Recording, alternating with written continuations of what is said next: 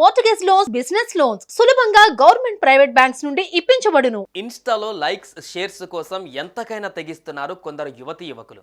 బూతులు మాట్లాడుతూ రీల్స్ చేయడం ట్రెండ్ అంటూ రోడ్లపై డబ్బులు వెదజల్లుతూ ఏదో సేవ చేస్తున్నట్లు ఓవర్ యాక్షన్ చేస్తున్నారు. తాజాగా ఓ యూట్యూబర్ ఇదే పని చేశాడు. 3 సార్లు రోడ్లపైన డబ్బులు చల్లుతూ వీడియోలు తీసి వాటిని ఇన్స్టాగ్రామ్లో పోస్ట్ చేశాడు. ఇప్పుడు చిక్కుల్లో పడ్డాడు.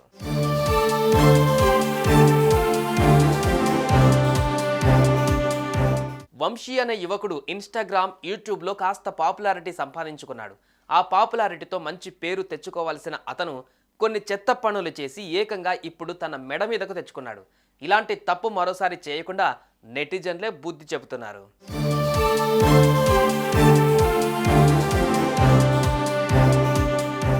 ఇంతకీ ఏం జరిగింది అనే విషయానికి వస్తే, వంశీ అనే ఇన్స్టాగ్రామ్ ఇన్ఫ్లుయెన్సర్ ఇదివరకు ఓసారి రోడ్డుపై డబ్బులు చల్లుతూ వెళ్ళాడు.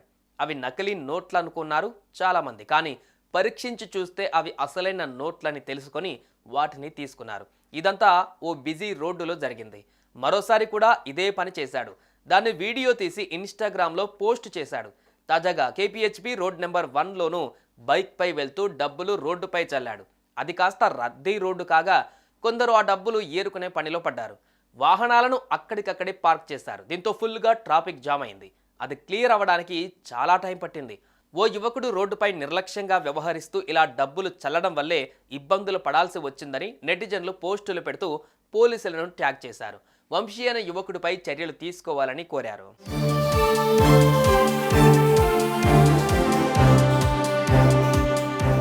ఇదిలా ఉంటే డబ్బులు చల్లిన తర్వాత వంశీ పలు వ్యాఖ్యలు చేశాడు. తాను 50,000 రోడ్డుపై చల్లానని, ఇలా మీరు కూడా ఈజీగా డబ్బులు సంపాదించాలంటే తన టెలిగ్రామ్ ఛానల్లో జాయిన్ అవ్వాలని కోరాడు. కాగా వంశీ బెట్టింగ్ యాప్స్ ప్రమోట్ చేస్తూ ఉంటాడని, అందులో వచ్చిన డబ్బే ఇలా విచ్చలవిడిగా పడేస్తున్నాడు అని పలువురు అంటున్నారు.